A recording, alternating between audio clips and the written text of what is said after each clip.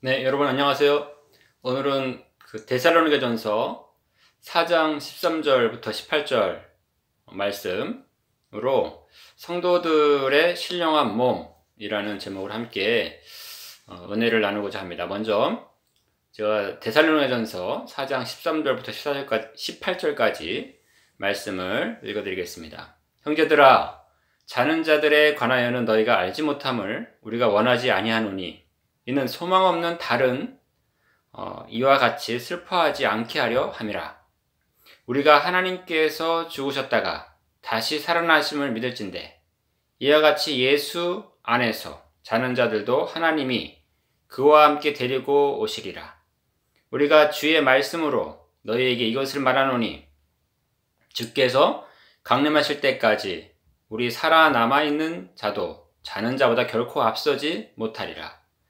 주께서 호령과 천사장의 소리와 하나님의 나팔 소리로 친히 하늘로부터 강림하시리니 그리스도 안에서 죽은 자들이 먼저 일어나고 그 후에 우리 살아남은 자들도 그들과 함께 구름 속으로 끌어올려 공중에서 주를 영접하게 하시리니 그리하여 우리가 항상 주와 함께 있으리라. 그러므로 이러한 말로 서로 위로하라. 아멘. 자, 주님께서 마태복음 24장 35절에 이런 말씀을 하십니다. 천지는 없어질지언정 내 말은 없어지지 아니하리라. 그렇습니다. 예수님께서는 로고스, 즉 말씀으로 이 땅에 오셨죠. 근데 그 로고스, 그 말씀은 천지를 지으신 하나님이십니다. 따라서 천지가 없어진다 해도 천지 창조하신 하나님, 천지 창조 이전부터 계셨던 그 삼위일체 하나님은 사라지지 않는다는 것은 어떻게 보면 당연한 말씀입니다. 근데 예수님이 승천을 하시고 재림의 약속을 주셨죠. 다시 오신다라는 마지막 또 약속을 주셨습니다. 그러나 그 날과 그때는 아무도 모른다라고 말씀하셨죠. 예수님이 다시 오시는 그날은 이 세상을 심판하는 날입니다. 하늘의 천사들도 모르고 아들도 모르고 오직 아버지만 아신다라고 마태복음 24장 36절에 말씀하십니다. 그러므로 예수님께서는 어떻게 하고 있으라고 말씀하시나요? 맞습니다. 깨어있으라. 깨어있으라. 어느 날 너희 주가 이 말론지 너희가 알지 못한다라고 말씀하셨습니다. 그러므로 깨어있으면서 준비하고 있으라는 것입니다. 생각하지 않은 때에 인자가 오리라. 이것이 마태복음 24장 44절의 말씀입니다. 주님께서 이 땅에 오셔서 이 땅을 심판하실 것입니다. 이 세상에 과연 종말이 있을까? 이 세상은 영원할 것 같은데 그 세상에 정말 끝이 있을까? 라고 우리가 생각해 볼 수 있겠죠. 그러나 성경은 또 하나님 말씀은 세상의 끝은 반드시 온다라고 말씀하십니다. 과학자들은 어떨까요? 이 물리학자들, 과학자들 우주를 보면서 이런 말들을 하는 걸 볼 수가 있어요. 우주가 지금 빅뱅 그 설에 의하면 지금도 확장되고 있고 팽창되고 우주가 팽창되고 있지 않습니까? 그런데 그 과정에서 어떤 별들은 막 새롭게 생성이 되고요. 새롭게 태어나고 또 어떤 별들은 점점 소멸되어지고 없어져고 죽은 별이 되어지기도 하고 이러한 과정이 있다라는 것입니다. 이 지구를 비롯해서 태양계에 있는 여러 행성들이 태양을 중심으로 돌고 있죠. 공존하고 있습니다. 그럼 이 태양빛은 영원한가? 태양빛이 영원할까요? 이 과학자들이 볼 때 아주 먼 미래가 될지 모르겠으나 먼 미래에 태양은 빛을 점점 이제 잃어가고, 그죠? 그 발산되어지는 그 태양에서의 그 에너지가 그 효율적인 에너지를 품어내는 것들이 약해지는 것이죠. 그런 때가 온다라고 보기도 합니다. 이것은 뭐냐면 물질의 한계성, 물질이 가지고 있는 자체적인 그 한정성을 얘기하는 것입니다. 그렇기 때문에 태양도 이 자체적인 수명이 있다고 본다고 해요. 그러니까 태양도 자체적인 수명이 있다면 빛을 지금과 같이 그 고정적인 에너지를 이렇게 발산해 주지 못한다면 지구는 태양 빛을 받아야 식물도 자라날 수 있고 꽃이 피기도 하고 열매도 맺을 수가 있겠죠. 근데 태양 빛이 없으면 어떻게 될까요? 식물들이 다 살 수가 없습니다. 그러면 그걸 먹을 수 있는 짐승, 또 인간들은 어떻게 될까요? 생존에 위협을 당할 수밖에 없겠죠. 뭐 이제 끔찍한 그러한 종말의 상황이 되어지는 것들을 상상해 볼 수가 있어요. 주님께서 이렇게 말씀하십니다. 마가복음 13장 24절에서 27절 말씀에 보면 그때에 그 환난 후 해가 어두워지며 달이 빛을 내지 아니하며 해와 달 뭐 다 빛을 잃어간다는 것입니다. 또 별들이 하늘에서 떨어지며 하늘에 있는 권능들이 흔들리리라. 그때에 인자가 구름을 타고 큰 권능과 영광으로 오는 것을 사람들이 보리라. 또 그때에 그가 천사들을 보내어서 자기가 택하신 자들을 땅 끝에서부터 하늘 끝까지 사방에서 모으리라 라고 말씀하셨습니다. 참으로 이 태양이 빛을 잃어가는 아주 끔찍한 어떤 또 뭐 별들이 막 떨어지고요. 그런 종말적인 상황들이 펼쳐질 것을 이렇게 또 마가복음에서 말씀을 하시는 거예요. 물론 이제 물리학자들이 말하는 것과 또 이 말씀이 일치할 수도 있고 또 다른 또 비유적으로나 어떤 그런 말씀일 수도 있겠죠. 그러나 어쨌든 물질이 가지고 있는 이 한계성이 과학자들도 동일하게 이야기하고 있는 것을 볼 수가 있습니다. 자, 요즘 인공지능 시대죠. 그래서 인공지능 시대에 이 초공유 시대를 우리가 맞이합니다. 그래서 과학이 최고로 발전해가는 그런 시대를 우리가 보고 있죠. 그래서 모든 시스템, 인터넷, 그리고 초공유, 그리고 모든 것들이 이제 같이 다 공유돼가지고 같이 나누어지고, 그런 엄청난 그 시스템들이 있습니다. 근데 그것들이 영원할 것인가? 앞전에 말씀드렸듯이 태양이 빛을 잃어버리고, 그럼 그 전기의 공급이 끊겨버리고, 그러면 이제 뭐 다 안 되는 것입니다. 일단 뭐 인공지능이든 뭐든 전기 코드가 빠져버리면, 전기가 없으면 안 되는 거 아니겠습니까? 그 전기 대신에 다른 에너지 공급원을 준다 하더라도 그 에너지 공급원이 사라지게 된다면 어떻게 유지할 수 있을까요? 이렇게 물질적인 물리적인 한계성을 가지고 있는 것이에요. 초대교회부터 그 기도했던 기도의 핵심이 있습니다. 마라나타 맞습니다.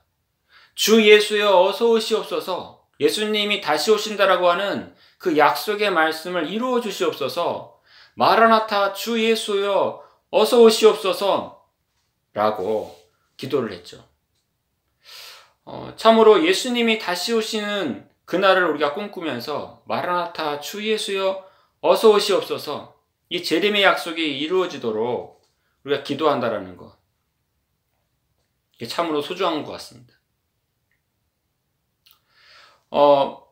우리는 그날과 그때, 이 세상의 종말의 때, 예수님이 다시 오셔서 심판하시는 그때 다른 사람들은 두려워할지 모르겠습니다. 그러나 성도들은, 예수님을 믿는 자들은 그날이 기쁨의 날입니다. 승리의 날입니다.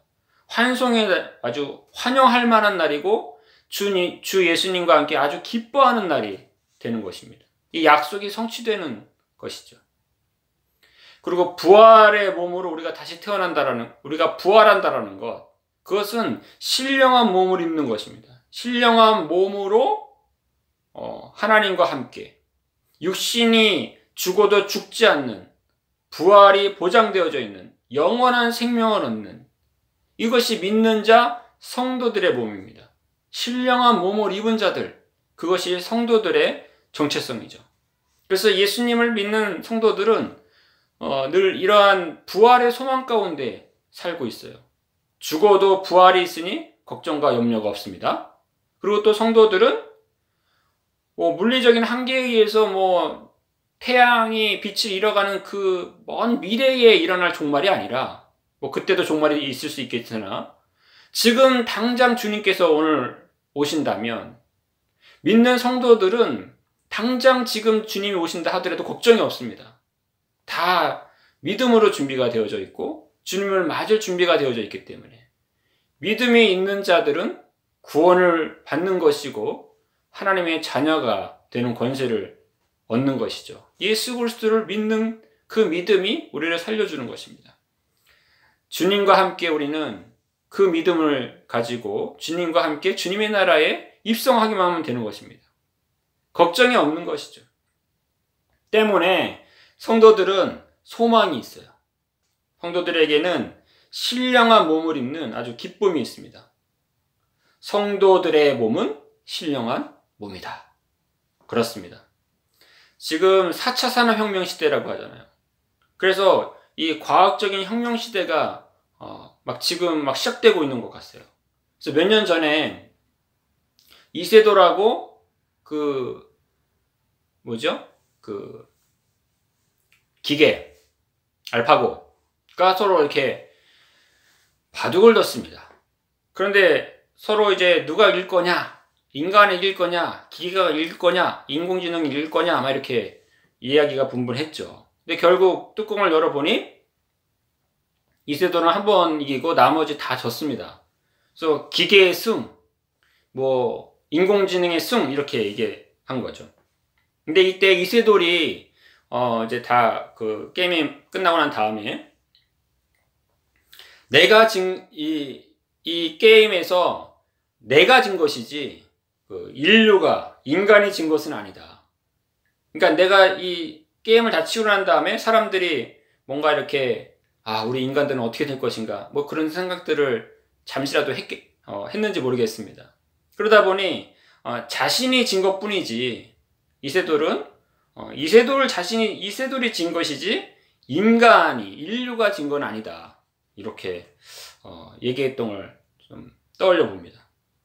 이 말은 인간의 어떤 가치성, 인간의 특수성, 인간 자체의 어떤 정체성의 어떤 특별함, 이런 것들을 좀 함의하고 있지 않는가, 이런 생각을 좀 해보게 됩니다. 그런데 인공지능이 아무리 발전을 하고요, 대단히 훌륭한 인공지능으로 이렇게 변모해 간다 하더라도 그것도 물질이죠. 그렇기 때문에 그것이 가지고 있는 한계가 분명히 있습니다. 자, 이렇게 생각해 볼까요? 어떤 인공지능 로봇에 인간처럼 생긴 어떤 마네킹 같은 인간에게 인공지능 시스템을 다 탑재하는 것입니다. 완벽합니다. 근육도 뿐만이 아니라 성경을 다 암송하고 있고요. 찬송가 다 외우고 있고요. 몇 장이 뭐가 나오는지 다 툭 치면 딱 나오고요. 성경이 몇 구절에 이렇게 해석을 하라고 하면 다 주석을 다 꿰고 있고요. 신학자들이 역사적 어떤 신학자들은 어떻게 얘기했고 뭘 했고 다 꿰고 있습니다. 그거 다 어떤 칩을 통해서든 어떤 기억 장치를 통해서든 할 수 있겠죠. 근데 그렇게 완벽하게 성경을 외우고 해석도 할 수 있고 또 각종 나라의 언어의 한계가 없어지죠. 다 할 수 있고 한다 하더라도 그 인공지능 보이는 로봇 진짜 사람처럼 보이는지는 모르겠습니다. 그러나 그 구조물이죠. 예배자가 될 수 없습니다. 성경을 다 외우고 완벽해도 그것은 설교를 유창하게 할 수도 있습니다. 그 로봇 목사가 나왔다고 하죠, 독일에서. 네. 그러니까 그게 그냥 기계일 뿐이지, 그냥 구조물일 뿐인 것이지, 그 자체가 예배자가 될 수는 없어요. 그러니까 예배자는 하나님께서 불어넣은 그 생기, 또 생기를 불어넣으셔서 생명이 된지라. 성령이 임한 자, 성령이 함께한 자가 예배할 수 있습니다. 그렇기 때문에 이 성령이 함께한 자는 예배자가 될 수 있고요. 그 예배자는 죄송한 말씀입니다만 성경 구절을 좀 서투르게 외운다 하더라도 그게 진짜 예배자입니다. 예배자가 될 수 있는 자격 조건인 거예요. 성령이 임한 자, 신령한 몸을 입고 있는 자, 그것입니다. 그냥 몸으로, 그냥 보여지는 현상학적으로 온전해 보이고 성경을 다 알고 있고 한다 하더라도 예배자는 될 수 없는 것이죠. 동물하고 인간하고의 차이점도 비슷한 것입니다. 단백질로 다 구성되어져 있죠. 동물. 또 인간도 마찬가지입니다. 그러나 차이점은 하나님이 불어넣은 생기와 성령이 임하시는 신령한 몸을 입었느냐, 그것입니다.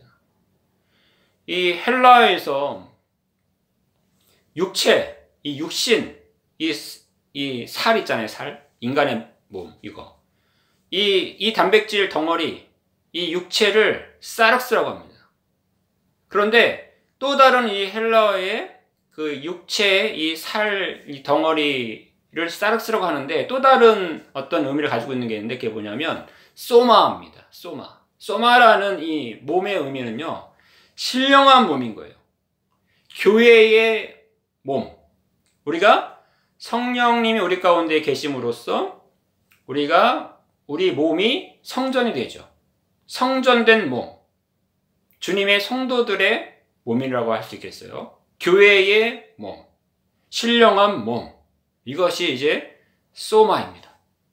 우리는 이 소마의 정체성이 있어요. 그래서 우리에겐 좀 부족함이 있고 죄됨이 있고 연약함이 있지만 소마의 정체성으로 그러한 몸을 입고 있음으로써 성도의 신령한 몸을 입고 있음으로써 하나님과 교류할 수 있고 하나님과 교통할 수 있고 예배자가 될 수 있는 것입니다. 부족하지만 예배자가 된다. 그리고 우리에게 죄의 죄성이 있기 때문에 더더욱 예수 그리스도가 필요한 거예요. 그런데 이 기계들은요, 인공지능들은요, 아무리 거기다가 완벽한 윤리의식, 완벽한 도덕의식, 죄를 한치도 범하지 않는 완벽성을 주어졌다고 합시다. 무슨 의미가 있을까요? 그 구조물은 하나님도 예수님도 성령님도 필요가 없습니다. 그냥 보여지는 기계일 뿐입니다. 이처럼 우리는 연약한 것 같고 부족한 것 같고 또 잘 모르는 것 같지만 하나님이 특별한 정체성, 또 특별한 생명, 신령한 몸으로 우리를 부르셨고 생기를 불어넣어 주셨고 성령님을 통해서 예수 그리스도를 만나게 해주십니다. 이것이 신령한 몸입니다. 그럼 이 신령한 몸을 입고 있는 자, 예수 그리스도를 마음에 모신 자들은 오늘이 될지 내일이 될지 주님이 오시는 그날 우리는 기쁨으로 맞이할 수 있습니다. 그리고 신령한 몸으로서 또 우리는 부활의 소망을 가지고 살아갈 수가 있는 것이죠. 이것이 그리스도인의 특권인 것입니다. 성도의 특권이 되는 것이에요. 자, 우리의 연약함을 가지고 주님께 나아갑시다. 우리가 부족할지라도 성령이 임하심으로 우리가 하나님을 만날 수 있고 하나님께 찬양할 수 있고 예배할 수 있는 예배자가 될 수 있다는 것 감사히 여기시면서 또 오늘도 내일도 또 영원토록 주님 오시는 그날까지 예배자로 승리하시고 하나님 안에서 기쁨을 누리고 부활의 소망으로 또 예수님을 맞이하실 수 있는 그 믿음의 소망으로 늘 승리하실 수 있는 모든 우리 공동체 성도님들, 가족들 다 되실 수 있기를 바랍니다. 감사합니다.